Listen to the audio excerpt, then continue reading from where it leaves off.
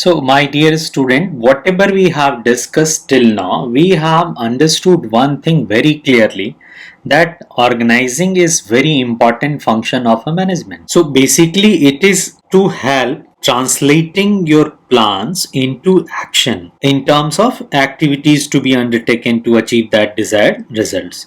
So, no plan can be implemented without resources, whether it is human resource, physical resource, or financial resource. So, in order to obtain and utilize resources optimally and creating a dynamic organization by empowering our workforce, our employees, to accomplish those tasks. So, organizing needs to be understood and dealt with properly. Performance of the organizing function can help you in such a way that the smooth transition of the enterprise in accordance with the changes in business environment may take place.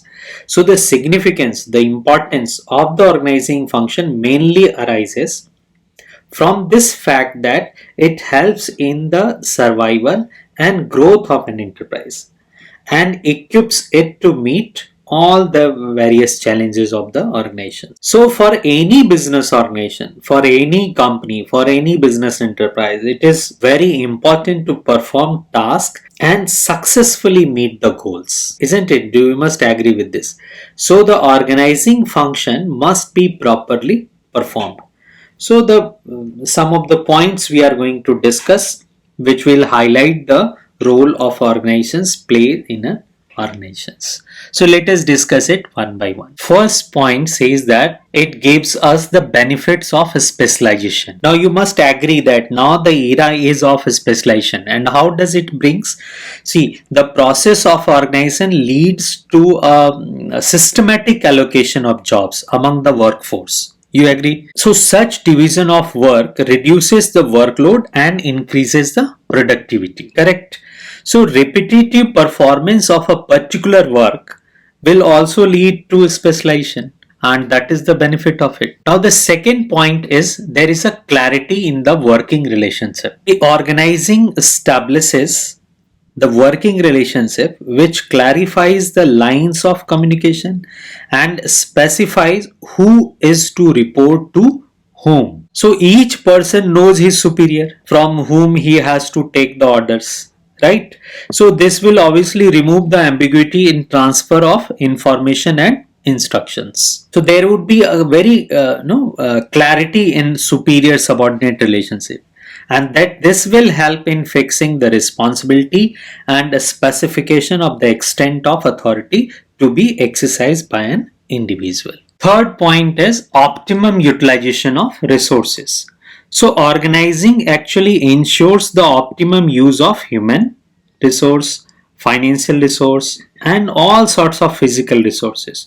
So what happens in organizing? Work is assigned as per the ability and proper assignment of jobs. In organizing, what happens? Work is assigned as per the ability of that person, and this proper assignment of jobs avoids all sorts of overlapping of work, and also it makes possible the best use of resources. So naturally there would be an avoidance of duplication of work. There would be no duplication of work, and this will help in preventing the all sorts of confusion, and obviously it will minimize the wastage of resources also and the efforts also of the people. Fourth point is it helps in adopting the changes easily. So any organizations which operates, we know that the organization operates in a dynamic environment.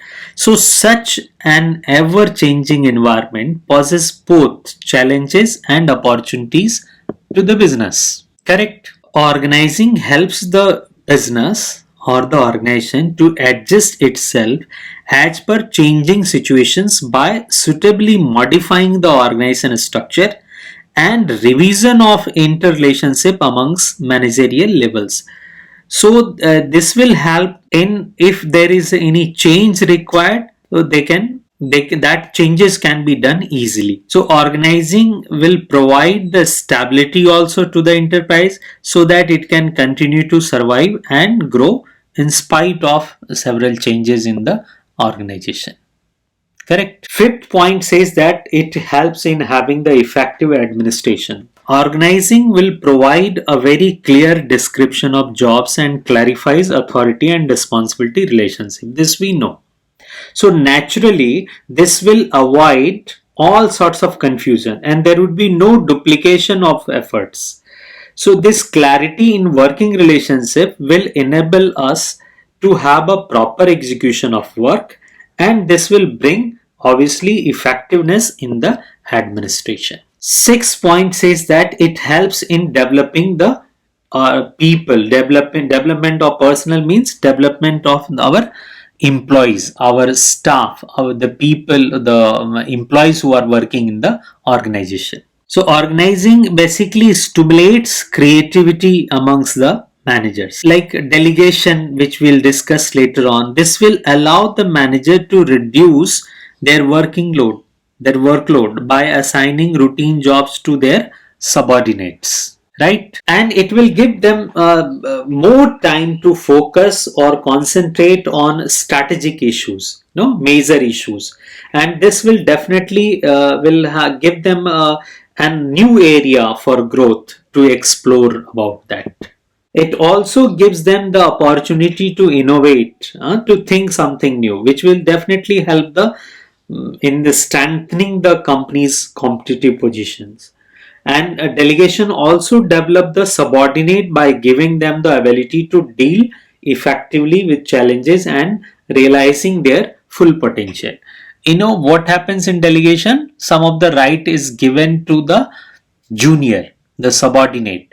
So if a subordinate doing the work of his senior, naturally he will grow. So it helps in development of people, development of employees, development of staff personnel. And the last point is expansion and growth of the organization. How this will help in how organizing can help in growth and diversification or the expansion. See, organizing process creates a favorable condition for expansion and diversification or the growth of the organization by enabling it to deviate from existing norms and taking up new challenges. See what happens, organizing allows a business enterprise to add more job positions, more departments, and even diversify their product line. Like one organization is dealing in a particular product, now they have started manufacturing something new, something some other things also.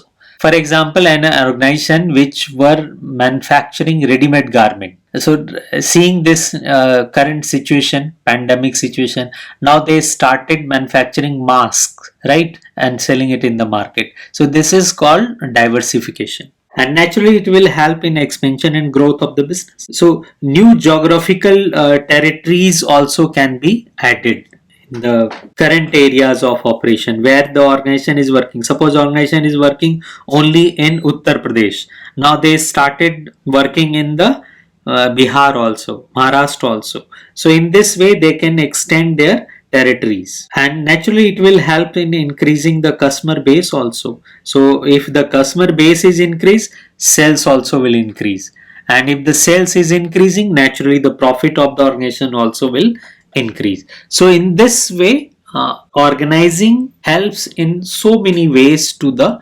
organization or the management. So if it is asked that in one statement, one paragraph, that you please write what is the importance of the organizing, so you can say organizing is a process by which the manager brings order out of chaos. If in the organization there is too much chaos, so there would be order after organizing. Then there is a possibility there is a lot of conflict among people over the work or the responsibility, but by organizing you can remove it. You can have a clear cut relationship between people, right? So definitely this will create a very good environment of the organization where people can work in team. So it helps in having the teamwork. So in this way it can helps in having the teamwork. It will build the teamwork. Okay, now we have discussed these 7 points.